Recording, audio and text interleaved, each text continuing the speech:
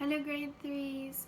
Okay, so in the worksheets that I printed for you, I'd like you to go to the one that says page 56, 57, 58 and 59. The story is called A Chat with a Gnat. Now the word gnat has a silent g, as you can see, so we don't say gnat, it's gnat. Okay, just follow along while I read for you. Alice was sitting quietly under a tree, while the gnat was balancing itself on a twig just over her head and fanning her with its wings. "What sort of insects do you rejoice in where you come from?" the gnat asked. Now rejoice means kind of spend your time. What kind of insects do you spend your time with? "I don't rejoice in insects at all," Alice explained. "I'm rather afraid of them, especially the large kinds. But I can tell you the names of some of them." "Do they answer to their names?" the gnat asked. "I never knew them do it." So she means I never knew them to do it. "What's the use of them having names?" the gnat said, "if they won't answer to them?" "No use to them," said Alice, "but it's useful to the people who name them, I suppose. Otherwise, why do things have names at all?" "I can't say," the gnat replied. "In the wood down there, they've got no names, but please go on with your list of insects. You're wasting time."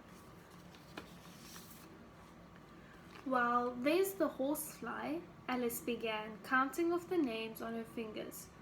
"All right," said the gnat. "Halfway up that bush you'll see a rocking horsefly, if you look. It's made entirely of wood and gets about by swinging itself from branch to branch." "What does it live on?" asked Alice, with great curiosity. Curiosity means you're very interested. "Sap and sawdust," said the gnat. "Go on with the list." Alice looked up at the rocking horse with great interest, and made up her mind that it must have been just repainted. It looked so bright and sticky, and then she went on. "And there's the dragonfly. Look on the branch above your head," said the gnat, "and there you'll find a snap dragonfly. Its body is made of plum pudding, its wings of holly leaves, and its head is a raisin burning in brandy." "And what does it live on?" "Frumenty and mince pie," the gnat replied, "and it makes its nest in a Christmas box." "And then there's the butterfly," Alice went on after she had taken a good look at the insect with its head on fire, and had thought to herself, "I wonder if that's the reason insects are so fond of flying into candles, because they want to turn into snap dragonflies." "Crawling at your feet," said the gnat. Alice drew her feet back in some alarm. So she lifted her feet because he said, "Look at your feet." Then she went, "Oh!" "You may observe a bread and butterfly. Its wings are thin slices of bread and butter. Its body is a crust and its head is a lump of sugar." "And what does it live on?"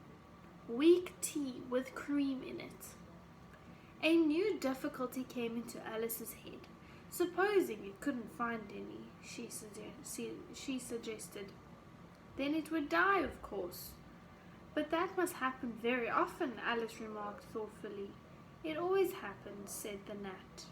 Okay, so that's just a little story about a gnat and a girl named Alice, and she's explaining the different insects, and then the gnat shows her some different kinds of insects that are made out of different kinds of things.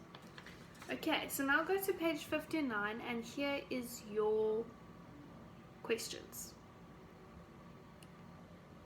So number 1 says, why does Alice not rejoice in insects? Why does she not spend any time with insects or talk to any insects?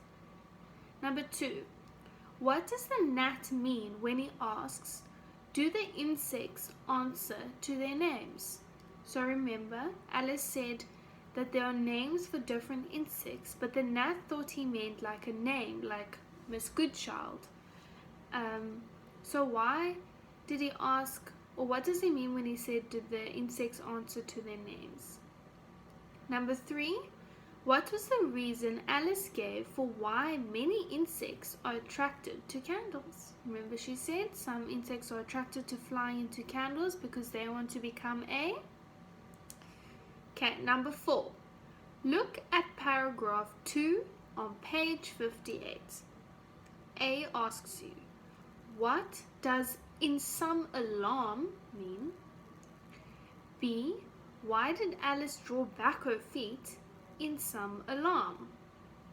Okay, so in some alarm, I'll give you the answer. It means quickly or scared, like she was scared, so she quickly lifted her feet. So she lifted it in alarm.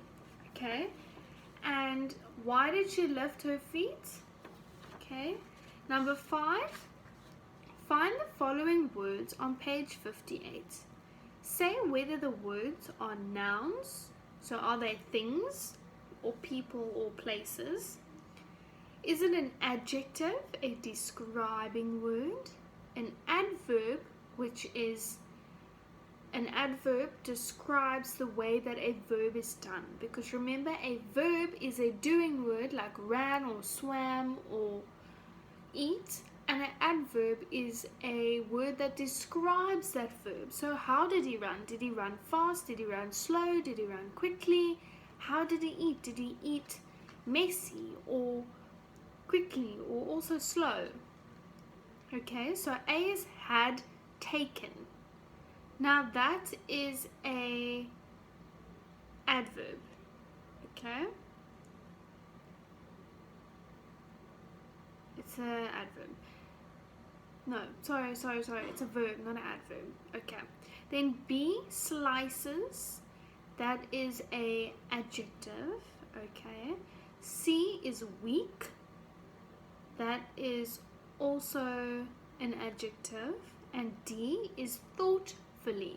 Thoughtfully is a adverb. Number 6, copy and complete this table. So you can just do it on the table. Then draw and label one of the insects. So the first picture is, it's called what? So you need to fill out what is the first picture called. They told you. And then the other, it says what is it made of? It's made of wood. It tells you what it's made out of in the story. And what does it eat? Okay. Then it's a snapdragonfly. What does the snapdragonfly, what is it made of and what does it eat? For the first one, go and look which, okay, you can see the picture, so you know what it is, and you know that it eats wood. Then the third one, tell us what is its name and what is it made of, and then it already tells you that it eats weak tea. Okay, have fun.